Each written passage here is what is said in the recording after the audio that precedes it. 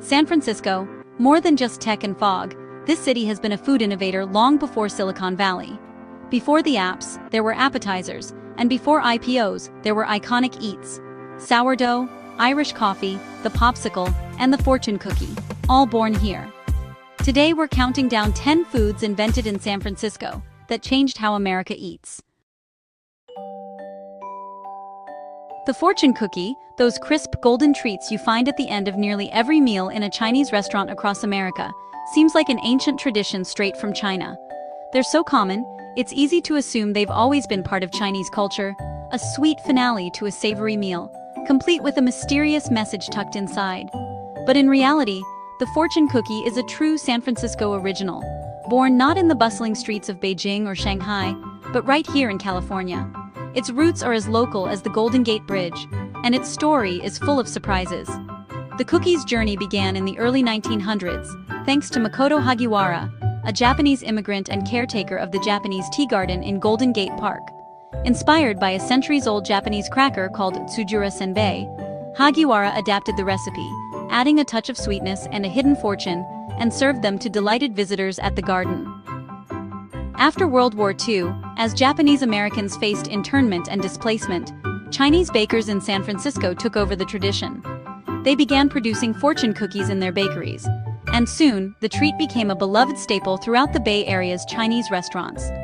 Today, millions of fortune cookies are baked daily in California, each one folded around a slip of paper bearing a quirky, optimistic, or sometimes cryptic message. The process is a blend of artistry and efficiency, with factories churning out cookies by the thousands, destined for tables across the country. Despite what many believe, the idea that fortune cookies are an ancient Chinese tradition is pure San Francisco myth-making, a clever bit of culinary storytelling that's become part of the city's unique charm. What started as a poetic gesture in a Japanese tea garden has transformed into an iconic symbol of Chinese takeout culture, bridging communities and sparking curiosity with every crack of the cookie. So next time you break open a fortune cookie, take a moment to savor not just the sweet crunch, but the rich, unexpected history behind it. You're tasting a piece of local innovation, a story of cultural blending, and a reminder that traditions can be born in the most surprising places. Sometimes the best stories are the ones you least expect, just like the fortunes inside these cookies, waiting to surprise you with every bite. The scent of sourdough defines San Francisco.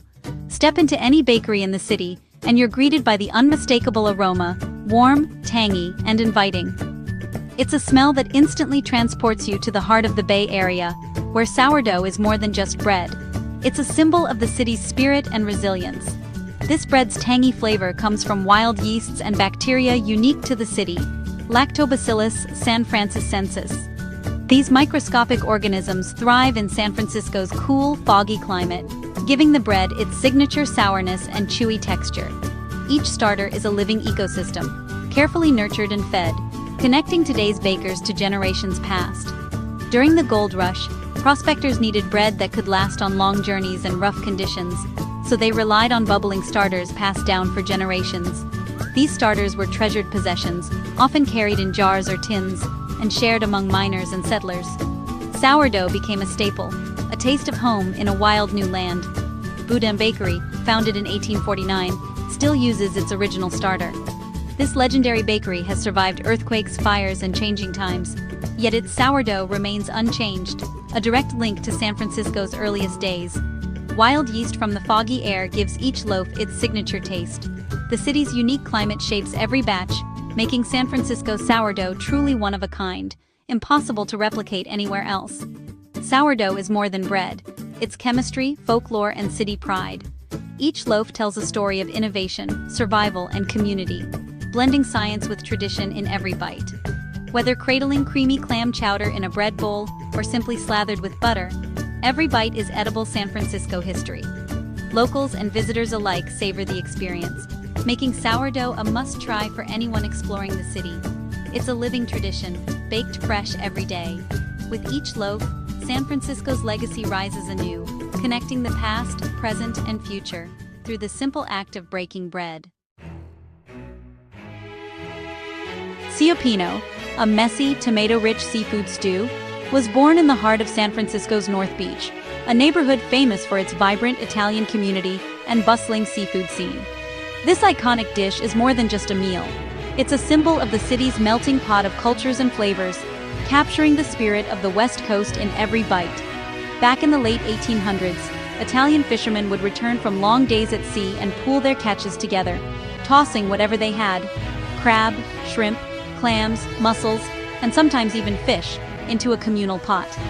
It was a way to make sure no one went hungry, and everyone could enjoy the freshest seafood the bay had to offer. The stew is simmered slowly with robust red wine, ripe tomatoes, garlic, and fragrant herbs, creating a rich, hearty broth that's both comforting and deeply flavorful.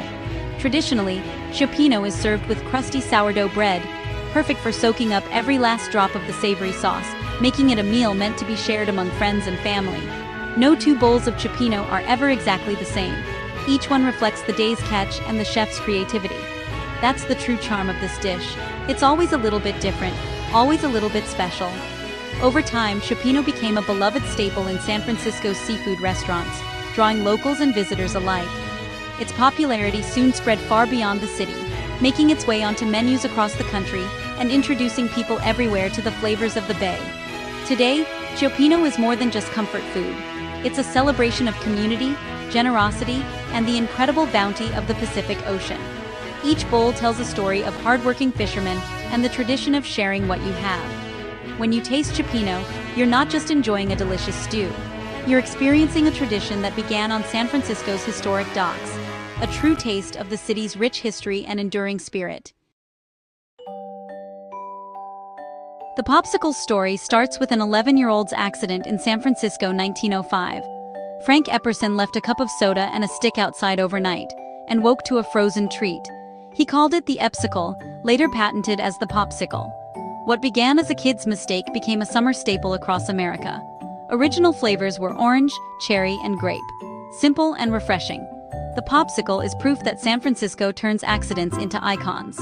Next time you hear the ice cream truck, thank a Bay Area kid's curiosity. The Irish coffee you know was perfected at San Francisco's Buena Vista Cafe in 1952. Bartender Jack Kepler and writer Stanton Delaplane struggled to float cream atop hot coffee and whiskey, until they nailed it. Their secret? Lightly whipped cream, poured over a spoon. The Buena Vista still serves thousands daily, and the recipe's been copied nationwide. Irish coffee here is more than a drink. It's a ritual of warmth and ingenuity. Raise a glass to the city where coffee, whiskey, and creativity met.